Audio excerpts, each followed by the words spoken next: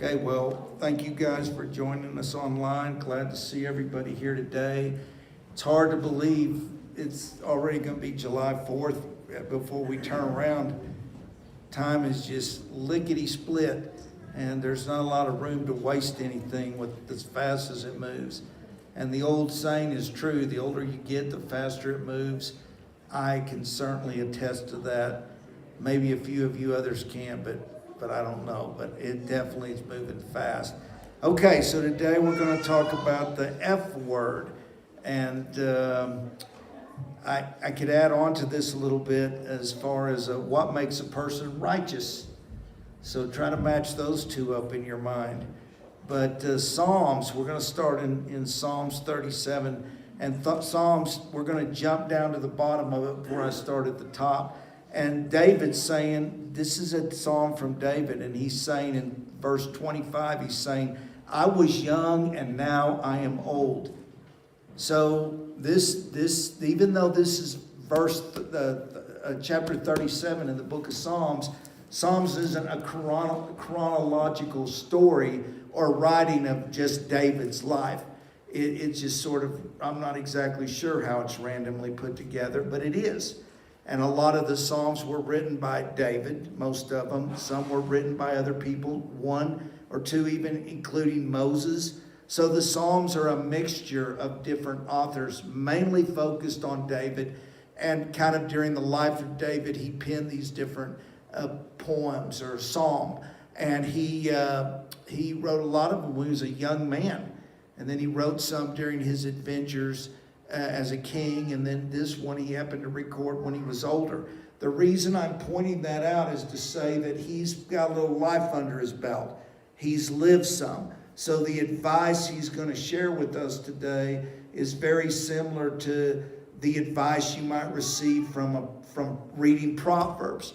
Very direct, very personal, very locked into the truth. And like I said, it's built on the fact that it's through the experiences of his life, his relationship with God, his ability to lead his people and to have the many things that he conquered and the few defeats in there and how he dealt with those.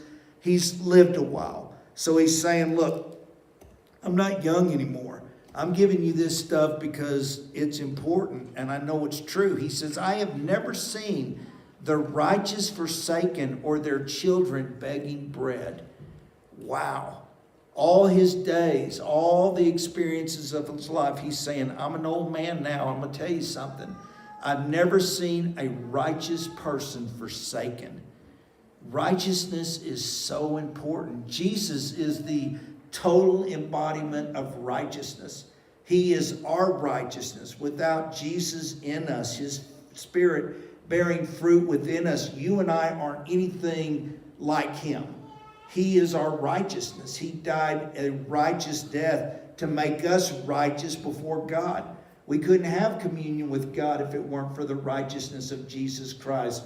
And David's talking about the righteous, people that are right. And I don't mean right like emphatically, I'm right, you're wrong, and me being right's more important than anything else in this world. No, a righteous person is like Jesus. Able to bend, able to give, able to be subservient, able to be forthright, to speak truth and to do it in love. To be the righteousness of Jesus is good. And a lot of people, especially in our world today, feel like that to attain righteousness is to attain some kind of super spiritual superiority or something. And they don't want that because they don't want to come across haughty and all pious and all that. But the righteousness of Christ means He's able to help you do the right things in this world. And we all need direction and guidance about what is right. If we left it up just to the school system to teach our kids the difference between right and wrong, they're going to get a cloudy view of what's right and wrong. But if mom and dad walk in the righteousness of God and have a real understanding to communicate what's right and what's wrong and be able to walk with that kind of wisdom and clarity, it's a beautiful thing. People that are righteous may have horrible circumstances in their lives. They may be defeated by financial woes or relational unexpected problems or whatever, but because they're righteous in the Lord, it says, according to David, they're not forsaken. God never leaves them. Now, if you're walking with God, but you feel like you've messed up, God will just bring you right back into the fold with a little bit of repentance and confession and locking back into what his goal is for your life. It's not a problem. It's not a mountain you have to climb. Jesus climbed it. We just have to receive it. Not easy, but very capable of humbling ourselves enough to say, I can't do this without you, God. I can't do enough right stuff without you leading my life. Our dependence is totally on Jesus. And that's a good thing. We need his righteousness. He says, I've never seen a righteous person forsaken or their children begging bread. Now you may say, I know a lot of people who walk with the Lord and their children are really struggling and have a hard time. Yes, we can all agree this is true, but what God is saying is he's taking care of them too. We may not know it, that parent may not understand it, but if you're walking in the righteousness of God, he's going to bless your children. They're still independent. They can do what they want. They can make their own choices, their own decisions. We all live with the consequences of our actions. So you can't keep a kid from doing the wrong thing, especially when they become an adult. But don't think for a minute God's abandoned them any more than he's abandoned those who walk in righteousness. His blessings continue. He's with you. You have to get down on your knees and pray for deliverance or help or hope or persistency or whatever you might need for that child. But it's worth it. It's worth it. God's included in it. And these are words spoken from David himself, who is an honorable servant of God. Verse 26 says, these people are generous people. They lend freely. Their children will be a blessing. Here's the deal. When things happen to those who are righteous, they don't sit there and just muddle in it and get buried in it and get all defeated by it. They understand God's at work and they're depending on him. They're counting on him. Their focus is on him, not the circumstances of their life. And therefore, they're able to be overcomers and do the right things even during wrong periods because they're trusting God. And that's the essence of what I want to talk about today. So now let's go up to verse 1 in chapter 37. And there's the 4-letter word jumping right out you. 4 letters. And it's a hard word. And that's what's funny about the title of this thing, is we all think we know what the 4-letter word is, but this is the one that's the dangerous one. This is the one you as a Christian, if you want to walk in righteousness, you got to quit doing this. Do not fret. Fretting is a killer. If you worry, if you fret, if you agonize, if you torture yourself over your own issues or the issues of others that you love or the issues of the country, there's so many things to fret about. And fretting's a very clever way of the enemy. That when you're fretting, that means you're out of focus. Because God, you don't need to fret. God's got things under control. He knows what he's doing. We are dependent on him. As Christians, we're counting on him. And so you say, well, I was counting on God and all of a sudden the bottom fell out of my life. Okay, well, that doesn't mean God went anywhere.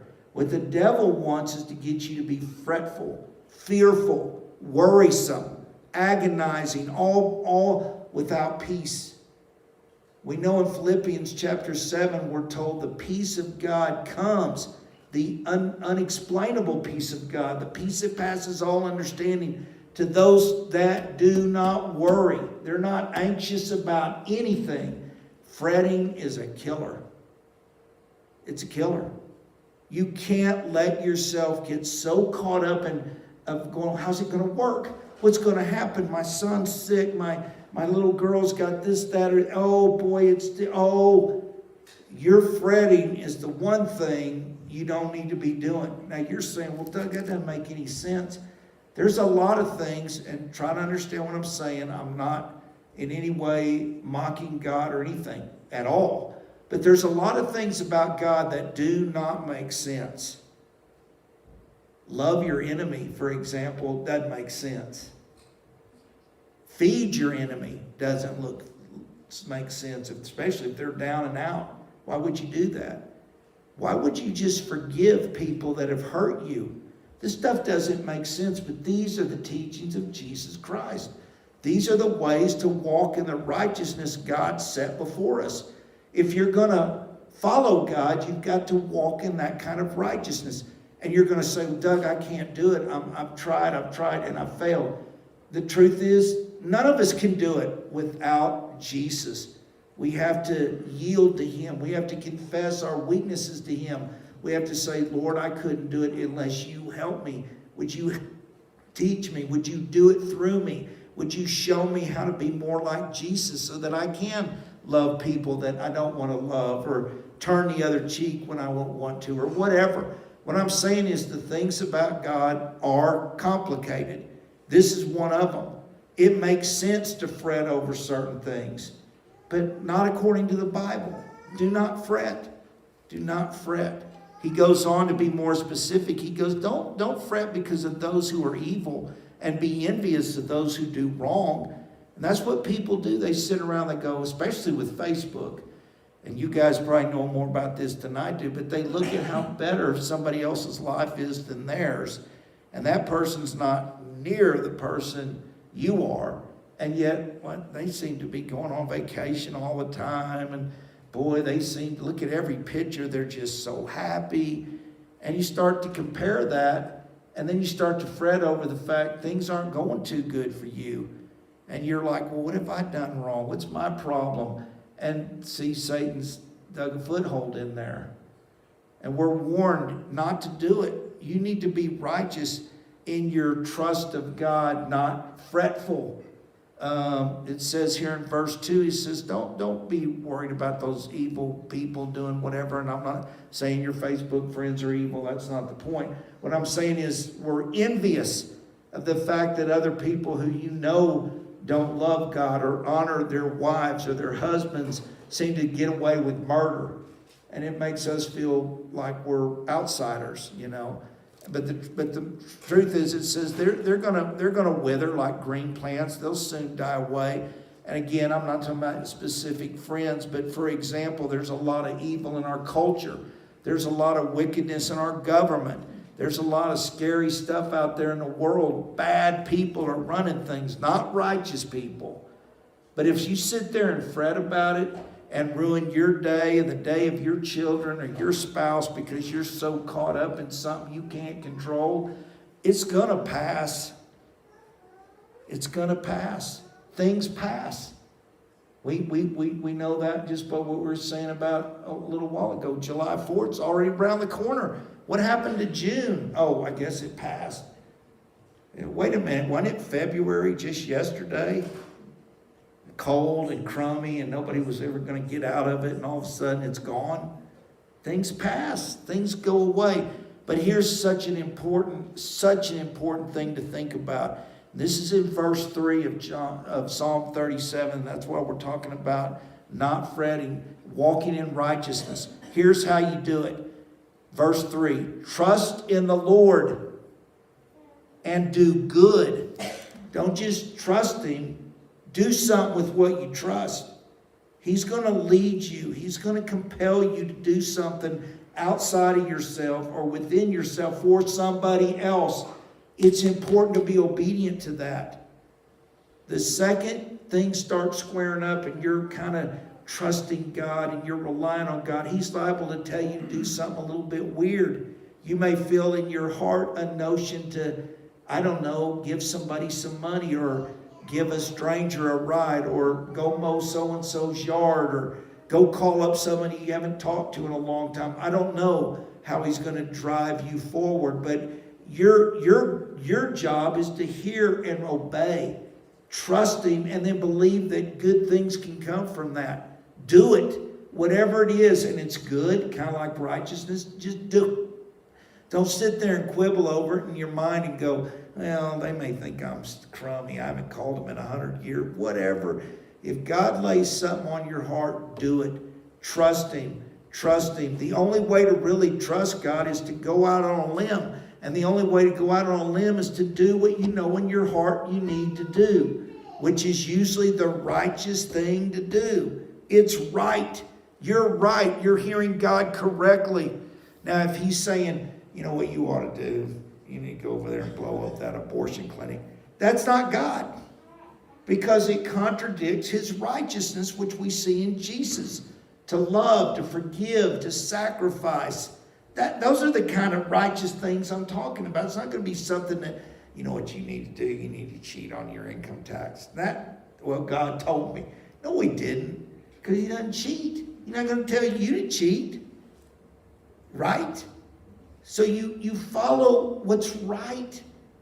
And I guarantee you the right thing is to do things Jesus did. And what did He do? He fed people no one thought He could feed. He didn't have enough food to feed them.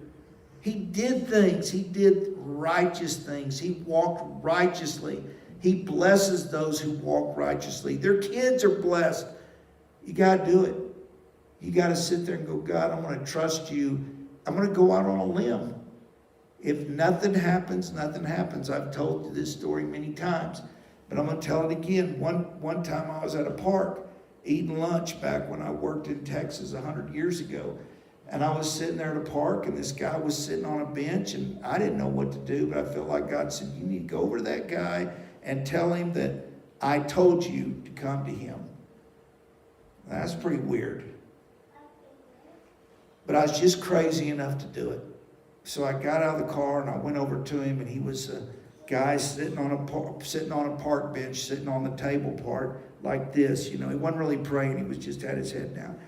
And I said, hey, man, I go, are you okay? And he goes, well, I got a bad back, and I lost my job. And he said, I don't know. And I said, well, I'm going to tell you something kind of crazy. I feel like God told me to tell you that He sent me to pray with you and to help you if I can. And he looked at me dead serious, and he said, you know what?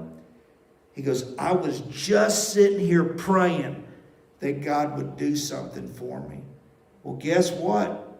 Because of my being able to do what I did and his believing it was a perfect setup to pray for him, to talk to him, the whole bit, because he was already ready.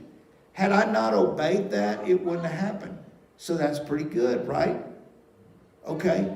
So then one time I'm driving down the road, going home, and I felt like God said, you need to stop at such and such store. And when you get in there, go up to the guy behind the counter and tell him that I've been waiting on him and he needs to come home. And I thought, that's crazy. I'm in the middle of Dallas, Texas. That's how you get shot, you know. And so, sure enough, I parked in front of the convenience store, and the guy was behind the counter, and maybe a couple people were leaving as I entered. So I walked all the way back to the back to get something so I could pay for it, because I thought, well, maybe somebody will come in and we won't be alone and I won't have to say anything.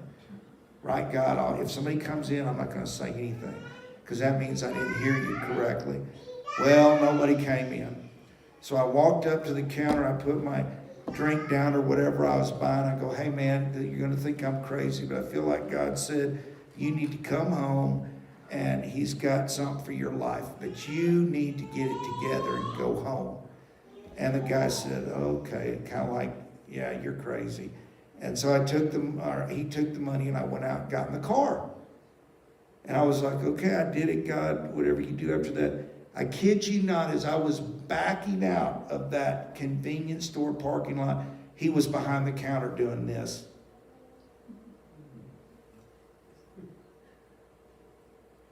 I was more stunned than anything. But I started realizing I need to obey God.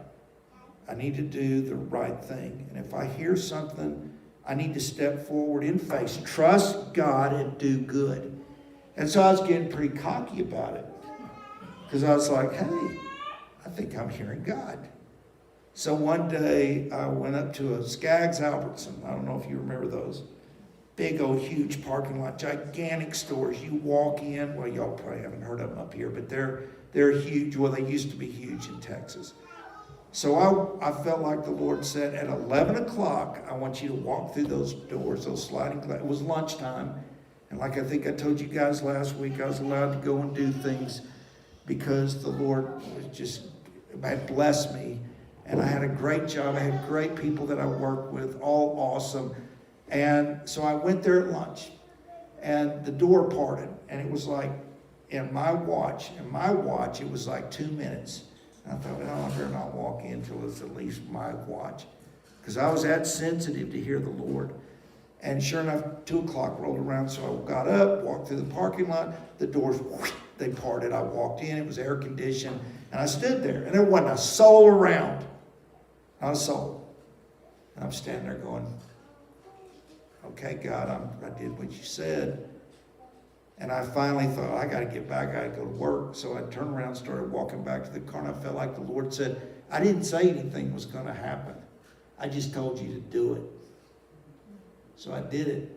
I lived my whole life, still to this day, doing what I feel like the Lord's leading us to do. My wife does the same thing. Hear God. Trust what you hear. Step out in faith. If nothing happens, big whoop. If you're wrong, big whoop. What, somebody going to be mad at you because you asked to pray for them or you encouraged them in the Lord? They're not.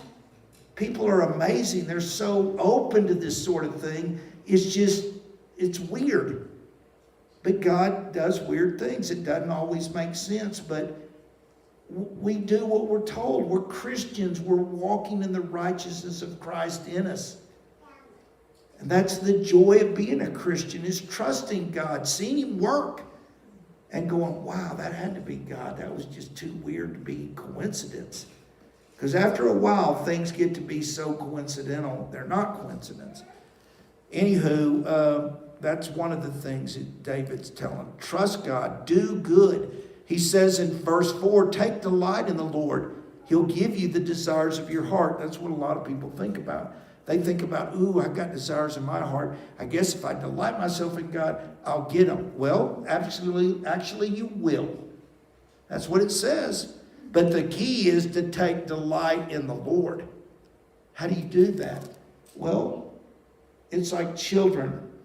Remember when your kiddos were little and they play on the floor and you get down on the floor with them and everybody's giggling and happy and laughing. And they're just so delighted to be around you. They didn't want to go to bed. Hey, Billy, it's time to go to bed. They look at you like, oh, I don't want to go to bed. I'm having too much fun. And we think, well, they're having fun because we're letting them get away with it. The truth is, they're having fun. They're delighting in what's going on. And when we do that with God, we enjoy His presence. We're grateful rather than all resentful and grumpy and wondering what's going to happen next. When's the next shoe going to drop? When's it all going to come crashing down? When you're trusting God and you're delightful in God, you're going to realize there's things you wanted in your heart that you never imagined getting. And then one day it's in front of you and you're like, man, that's a God. That was God. I'll give you a big example on that one. We used to live in a great place in Texas. Loved living down there. Loved the people down there. And every now and then I'll wake up and look out at this cog over here and I'll go, wow. That's what I love Texas. This is so much better. Waking up on these cool summer mornings, you can't help but be grateful. I'm just like, gosh, that's a desire in my heart. I don't even know I knew it was there. But God definitely provided it for us. At least I'd tell you the same thing. We're blessed people. We're blessed. We live in an awesome place around awesome people. Had we tried to figure this out and plan it just right and freak out every time and fret over time things didn't go right, we'd have never known. Any of you or have the children we've had or lived the life we've lived is trusting God, obeying God, seeking the righteousness of God. And there's all temptations out there. There's all kind of stuff that wants to fight against you. And there's all these lies you've heard that said, you're missing out. There's more. Ba-be-doo-ba-da. And you, oh man. But if you stay focused on the Lord, if you stay focused on choosing God, seeking God, pursuing God, you're going to take delight in it. And you know what? You'll end up with the desires of your heart, even though it's not easy. I mean, people say, yeah, but Doug, you've had this, you've had that, you were in this car wreck, you were in that car wreck. It hadn't been like super fun, all of it, but it's been good. God's been good. He's proved himself faithful over and over and over and over. Yeah, but the church burned down. God got us through it. I didn't think we realized we just kind of got through it. How'd we do that? Well, a lot of great people were behind helping, but also God just kept things cool and together and everything just kind of worked. Am I lying, or did it work somehow? It worked because God's good. He wants good. But do we want him? Do we delight in him? Do we trust him? He says, commit, in verse 5, he says, commit your way to the Lord, trust in him, and he'll do this. Commit your way to the Lord. A lot of people, even though life is going pretty good for them and all that, they're still not going to take that one little step they need to step to get really committed to God. They're still going to hold back. Man, I'm not quite convinced. Their commitment's commitment. I remember committing to play pee-wee football when I was a kid, coming home all beat up. And my dad said, well, you can't quit now. And I go, why not? He goes, because you committed. Now, next time, if you don't want to do something, don't commit. And that's how my dad was. And to this day, I'm like that. If I'm going to commit to something, I'm 100. You don't back out. If you're going to commit to whatever, you're committed. I think most of y'all agree. That's what commitment is. For example, I've been married, 40 some odd years.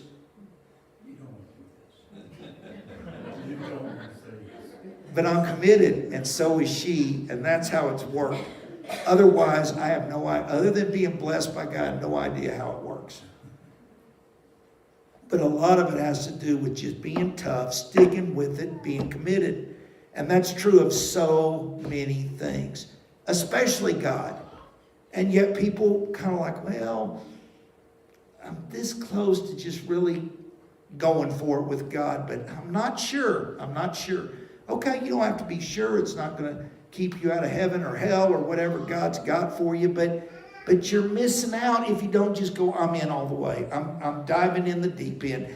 God, I belong to you. I'm going to trust you. I know that's a big, crazy road ahead of me, and I know it's got all these dips and turns and curves and uphills and downhills, but I'm hanging on. I'm committed to you, God. And no matter what, I'm going to stay committed to you.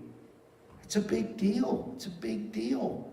That's how people overcome certain things in their life, is they get committed to something other than their effort. They're in with God all the way. They're in. There's no backing up. There's no quitting. There's no going. They're going to have their moments. They're going to have their temptations. We all do, blah, blah, blah. But for the most part, let's say they have a certain handicap, an addiction or whatnot, and they're on that road to commitment and they fail. They're so committed to God, they're getting right back on the road. They're not going to lay around and just go, oh, woe is me. I screwed up again. I failed again. I'm no good again. I followed through a bad addiction again. I'm toast. God's tired of me. No, he's not. And if you're going to be committed, just get back on the horse and keep going. I know you think, well, that kind of sounds like it. No, maybe you need God to help you more. Maybe you need more of the righteousness of Christ. Seek it, which may mean less of you, more of him. It's worth it. Like John the Baptist said, more of him, less of me. He needs to increase and I need to decrease. Well, that's commitment. He's in verse 6, it says, if you do these things, he'll make your righteousness reward shine like the dawn, your vindication like the noonday sun. Here's another thing we can do if we're going to follow God and not fret and worry. There's two more things he says. Well, he says, be still. We need to wait on God. We need to stop rushing ahead. You go, Dad, it's hard to wait. I know, it's hard to wait. But we're too big a hurry. We need to slow down. We need to wait on God. It says not just to be still. It says, but wait patiently. Everybody goes, oh, that's my weakness. I'm so impatient. Well, join the crowd. We all are. But something we can, the fruit of God to do is to help us be more patient. We're waiting patiently for God. Which means if you're saying, oh God, what do I do? What's my next job? Where do I go next? And you're really seeking God, you may have to wait a while before he gives you an answer.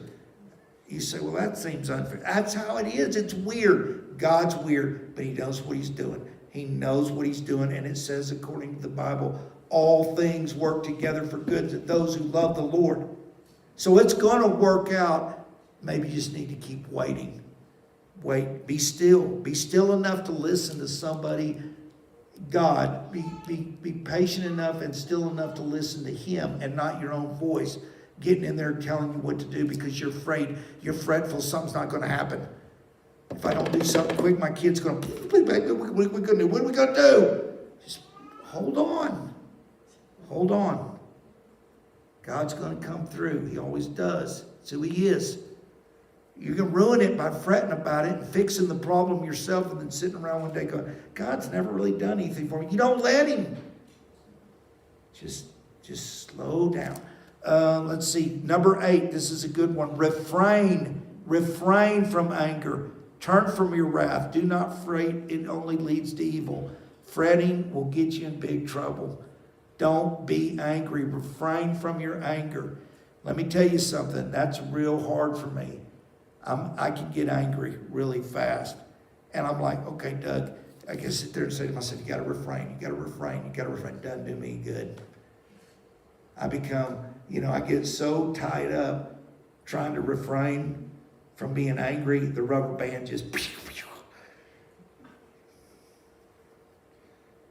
I got to say, oh God, I don't know how to refrain. You're going to have to help me refrain. Jesus is righteous. He refrains. He didn't get mad at those people killing him. He didn't get mad at everybody who didn't understand him or disagreed with him. Oh God, I want to be righteous and refrain like Jesus. If I sit around and fret about it, am I going to be able to do it? Am I going to be able to do it? Am I going to be able to refrain? The rubber band will snap off. I got to relax. I got to wait. I got to say, oh God, help me. That's the good stuff. David learned these things. He's an old man when he's giving us this advice. He's saying, look, whatever you do, don't fret. You got to trust. You got to wait. You got to be still enough to hear God. That's what we need. So anyway,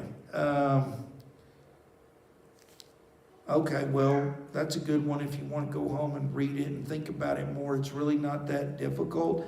You just got to take the words that jump out at you and really, really focus and meditate on them. And it's never going to hurt you to read the Bible, a passage like Psalms 37, each verse very slowly, and meditate on the verbs or whatever. Meditate, think.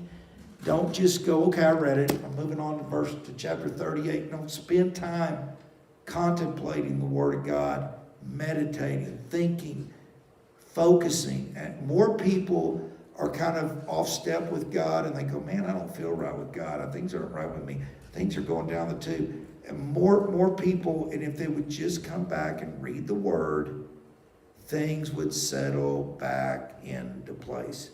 We need the Word. We need the nourishment of the Word. We need the encouragement of the Word. A lot of times we're trying too hard. It's like, hold on. I just need to take a deep breath and God, what do I need to read today? And then if he doesn't say anything or you're not sure he's saying anything, just start reading Proverbs or Psalms or the book of John or something. Go, I've already read that. Have you? Read it, think about it, meditate on it. What's going on? What is Jesus really driving at? What David's saying? You got this. You can start. I know you're not a theologian any more than I am, but you know what? You got one of these. Look it up. Go, what's Psalms 37 verse 4 mean? It might get some wacky stuff, but you might get something you're like, I agree with that. It's not like you're alone. In the old days, all you had was this. Oh, what a drudgery that was. You just had the Bible. You had to look at it. Some of it's red, some of it's black. Now you got the whole, look it up.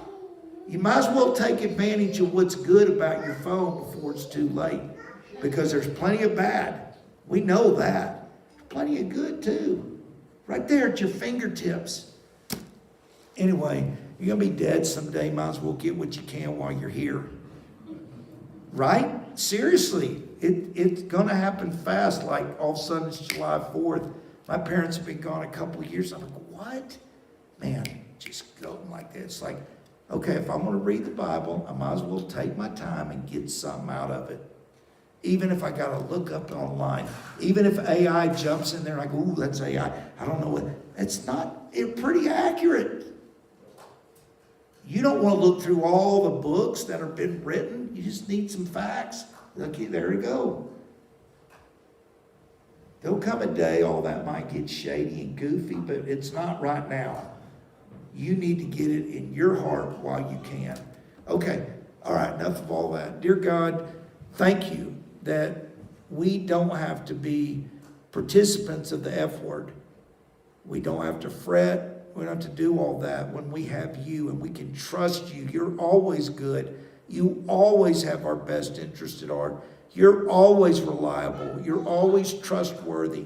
You don't change. You're absolute, complete holiness and righteousness. You are the embodiment of all that, and we need it. We needed just a little bit of it. God, can you give us all just a little bit of your righteousness today and wake us up so we'll know there's such a better way to live than just living for ourselves every second. God, help us to trust you, obey you, walk with you, hear you, step out and enjoy your presence in our lives. This we ask in the great name of Jesus. Amen. Amen. All right. Well, does anybody know how to turn this thing off? Because whatever you do, don't mess it up. Because I'll get in trouble.